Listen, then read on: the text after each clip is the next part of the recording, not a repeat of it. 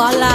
ভাই বোন মরার রাস্তায় তোর চেষ্টা কইরে কথা কো রইলো কপাট ভেঙে ফেল কর রেলোপাট। 1971-এর মতো 2024-এ এসেও গানের মাধ্যমে সংকেত প্রদানের মাধ্যমে অনুপ্রেরণা যোগানো হচ্ছে সাধারণ জনগণ এবং শিক্ষার্থীদের। তো চলুন বন্ধুরা সেই সমস্ত গানগুলো একটু শুনে আসি। নাম্বার 1, শিল্পী মৌসুমীর গাওয়া গান দেশটা তোমার বাপের নাকি। ও দেশটা তোমার বাপের নাকি।